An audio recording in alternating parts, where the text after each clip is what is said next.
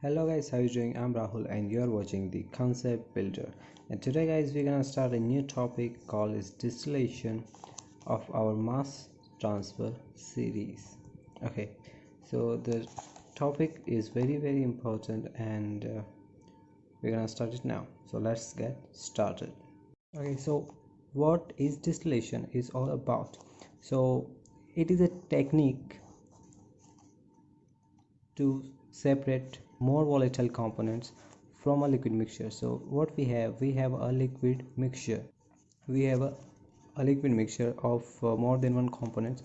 For example, let's say we have ethanol plus water. Okay, so we have ethanol plus water, and we have and in this, let's assume that we have 30% ethanol. So, okay, so it's ethanol plus water solution, which is ethanol is only 30%. And what we want, that we want to increase this purity of this mixture, and we want to get a 70% ethanol solution. So what we want, 70%, and what we have, 30%. So to make this solution, to increase its purity, we use the technique called as distillation. Okay, so here we use distillation, and it's applicable for more than one components. For 2 3 5 6 thousands component, we can use this technique to separate. Okay, so this is the technique of separation. But how does it work? What is the basic idea behind the distillation? So the idea over here, the basic concept behind this distillation is vapor liquid equilibrium. Yes, the vapor liquid equilibrium. So to do this, what we have to do is we have to make the system in equilibrium with its vapor. So to get this composition, to do the distillation, what we have to do is we have to establish this vapor liquid equilibrium. So this is our ethanol plus water solution, and this is its vapor at the equilibrium. So the equilibrium will be achieved at particular temperature and pressure. So here is the basic idea, that when a liquid mixture is in equilibrium with its own vapor, the vapor is more rich in more volatile component. And that's the basic idea of the separation. So what you can do, you can take this vapor out and then cool it.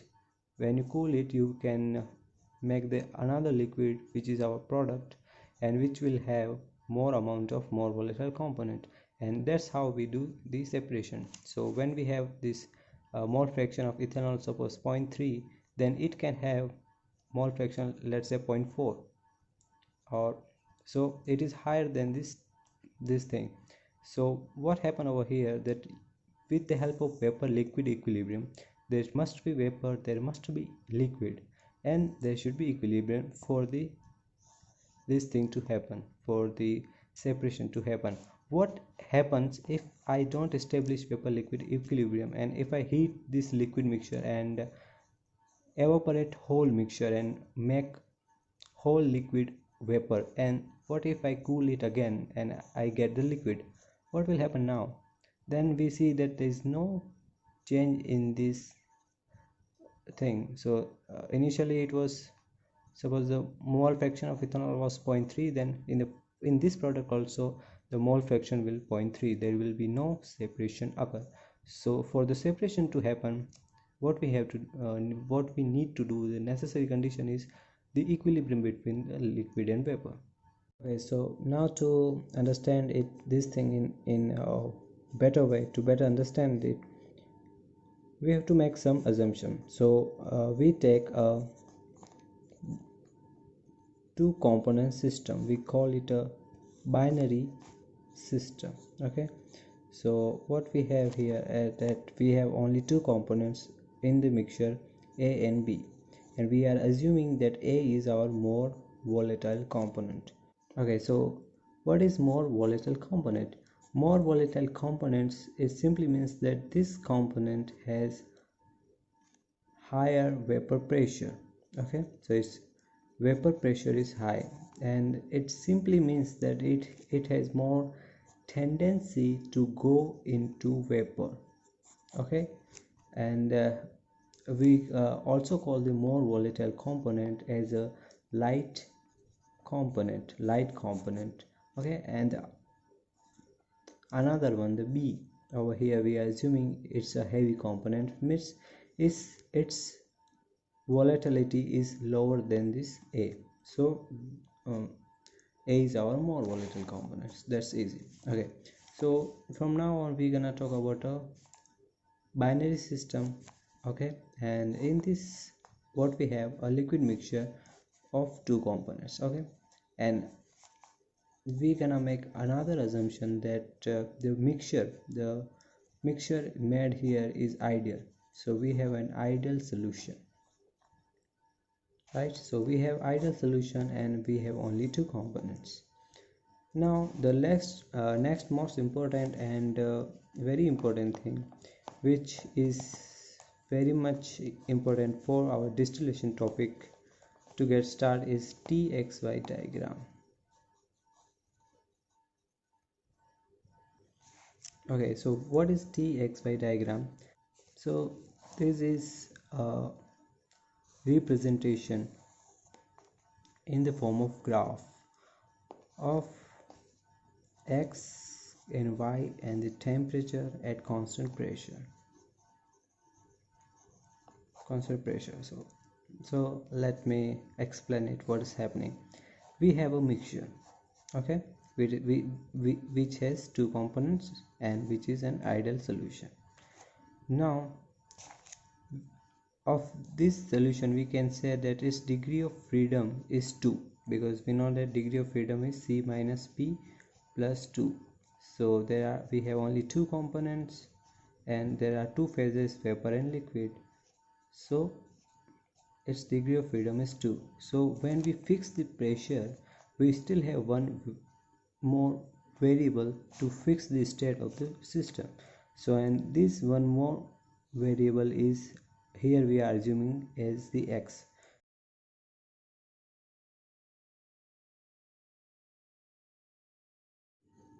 Here we see that our product purity is also dependent on the feed purity, or you can say the feed mole fraction. Okay, and to see what actually happens and how this thing depends, what we do, we use help of experiments. Okay, and with the help of experiments we form one graph, and this graph is called as TXY diagram, which tells us that how exactly our feed mole fraction and the product mole fraction are related to each other. And if we assume that we have two components only and the mixture is ideal, the shape of the TXY diagram, it looks like this, and this is a shape you should remember. So this is a very important part of the distillation. So what we are doing, we are doing at constant pressure, of course. So we make the pressure constant. Okay, we keep the pressure constant, and with the help of experiments we draw this diagram. And the for pure component, for ideal solution in two components, the it looks like this is the x line. Okay, this is x and this is y. Okay, and I have already told you that what are x and y. So at the equilibrium, the mole fraction of more volatile component in liquid is small x, and the mole fraction of more volatile component in the vapor phase is small y. So all the x and y are only related to the more volatile components. So this graph is for the more volatile component that we have. Okay. So now let's understand this TXY diagram in more detail. Okay, what's actually happening, that the thing you have to remember, the shape of the diagram, this is the x, this is the y. Okay, and this is the temperature. What are these lines and what's happening, we will understand it now. Suppose you have a liquid mixture over at this point. So okay, let me tell you what these things are. So below this curve, this called this thing, this x curve is called as boiling point curve. Boiling point curve, and this curve of y is called as dew point curve. Dew point, okay, dew point curve. And here, all this region below this boiling point curve is liquid. So here in this region, that means for a particular mole fraction, if you take a mixture of a particular mole fraction, let's say x1. So what I'm doing, I'm taking a liquid mixture of two components A and B, and such that the mole fraction of more volatile component A in the liquid is x1. Okay, so that's why we, and the mixture has a particular temperature, let's say T1 here. So if the temperature is T1, then the mixture is liquid now.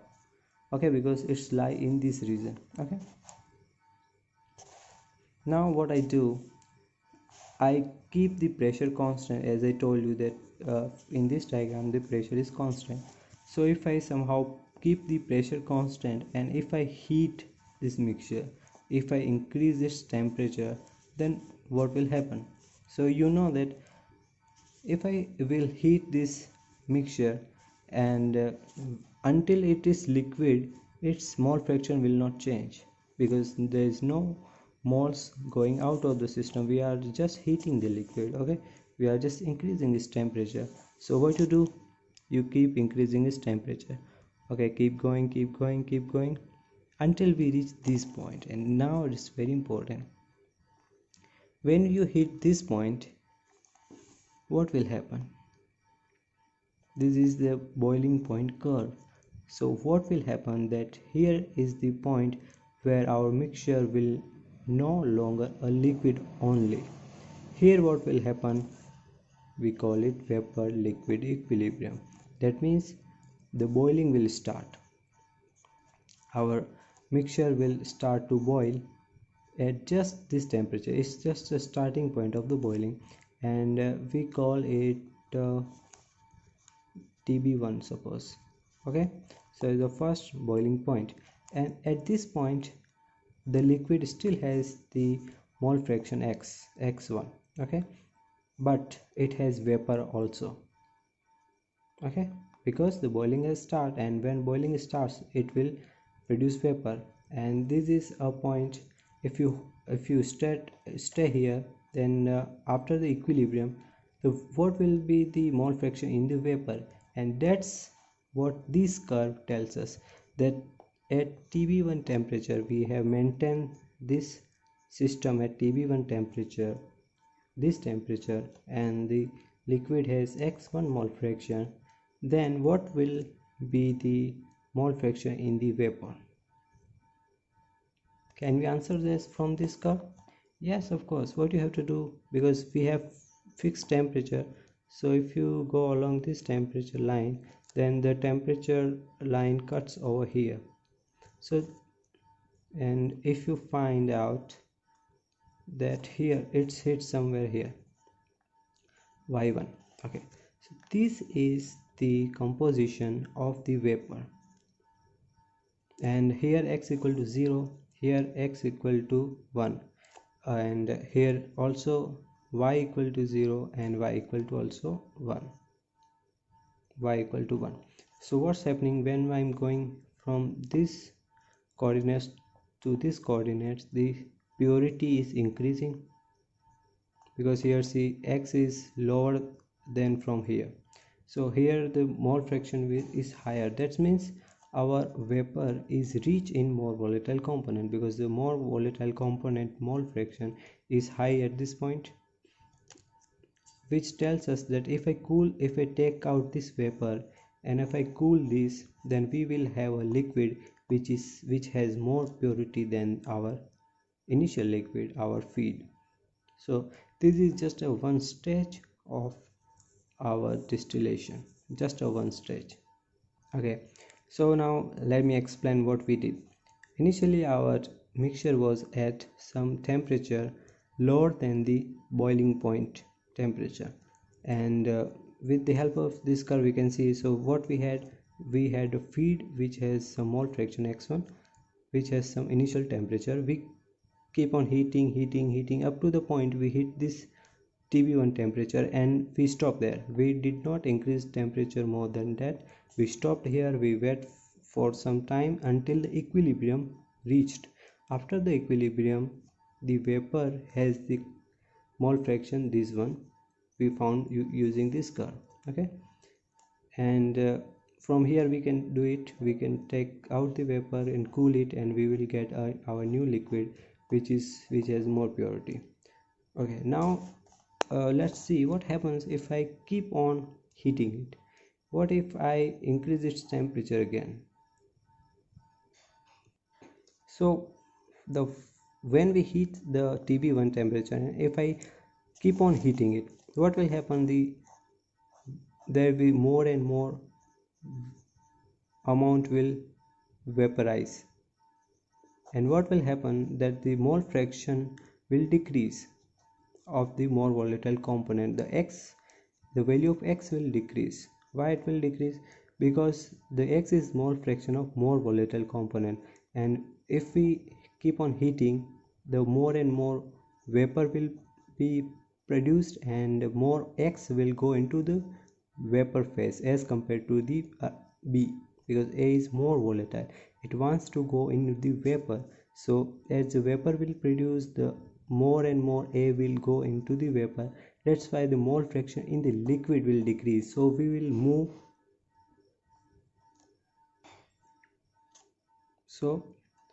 move along this direction. So we will move along this direction, these coordinates, and as the mole fraction will decrease, what is happening, that we are also going along this curve. So we are going in this direction. That means suppose we keep on heating the solution until we reach a new mole fraction which of this liquid, which is x2. Then according to this x2 there will be a new boiling point. So what is happening, as we keep on heating, the boiling point is also changing, and we can see that the boiling point is increasing. Okay, so at x2 we will have a new boiling point TB2, and accordingly we will also have a new value of the vapor phase composition y2. So what's happening, that as we keep on heating, the x is also decreasing and the y is also decreasing, and what is happening, that the more and more liquid is going into vapor. Okay, so more and more liquid is going into vapor, and what's happening, that our boiling point is also increasing, and but the amount of y1, the mole fraction of more volatile component in the liquid, is decreasing. But how long it will go? Okay, what happens if we keep on going, like we keep on going in this direction, what will happen ultimately? You have to think of it now. What will happen now? Okay, so to understand what will happen if we keep on going, what you have to do, just draw this line just of our initial mole fraction, and let's keep going. So when you keep on heating, you will move along this line, and this point will also move along this line. Ultimately you will reach a point here. You will reach a point where your bottom your liquid will have mole fraction, let's say x3. You will have some temperature TB3, let's see, and you will have your vapor phase composition equal to your liquid composition which was initially you had. So you had no separation at this point, because initially the liquid also had the x1 mole fraction, and now the vapor also have the x1 mole fraction. And what happens at this point, that you have vaporized all your liquid. So this is a point where you have vaporized all liquid. So at this point there is no liquid left. Okay, so at this point there is no liquid left and everything you have is only vapor. And so that's the basic idea. It's a very interesting idea is that when we vaporized all the liquid, then you see no composition change in the vapor and the liquid. But when you only did the partial vaporization, then you see that the vapor had more amount of more volatile component than the feed. The vapor has more mole fraction than the feed until you vaporize whole liquid. So there is no there is no benefit to vaporize the whole liquid. What you have to maintain is equilibrium between vapor and liquid. So that's what I said initially, that for this mass transfer to occur, for this distillation to happen, you need to have vapor liquid equilibrium. So what happened after this point, that you have whole vapor now, and if you keep on heating, then you will go along this line. So what will happen, you will have a vapor region. As I already told you, this was our liquid region, this is our two-phase region, and this is vapor region. So the vapor will have more temperature, the temperature of vapor will keep on increasing. Okay, so you will have only vapor, but this vapor will have same composition as the liquid. And if you still have any doubt, you can ask me in the comment. Okay, so now we have understood the TXY diagram at constant pressure. This is very important. You have to keep in mind that this diagram was made at constant pressure. Okay, so there is one more diagram which is made from this diagram, that here we have T, X and Y. What about we make only X and Y diagram? Okay, so if we make only XY diagram, then how it will look like? So from this XY data, we have already seen that Y is also dependent on X, because for every X, for particular X, there is a particular Y. Okay, for every X there is a Y. So what you do, you take this X value, this Y value, and you have to draw it. Okay, so you will get YX diagram. And when you draw this diagram, this is your XY diagram, this, and this is our line where X equal to Y. Okay, so this is your equilibrium curve, or you can say your equilibrium line, or like that, because this point shows our equilibrium points when X was in equilibrium with the vapor, when the liquid was equilibrium with the vapor, then this X and Y you got. So this is your equilibrium line you have, and this is X equal to Y line, which shows us that we are getting the Y is more than X, because at any point you see X, and if you find the Y according to the X, you will see this Y is always greater than X if the equilibrium curve is above the X equal to Y line. Okay, I hope you can easily see it, because here the X is equal to Y, and but actually the equilibrium is occurring at this point. That means Y is greater than X. That means that our distillation is happening properly. More the gap, okay, the more higher the line is, the better the distillation we have. So these two things are very important. So that's for our video for today.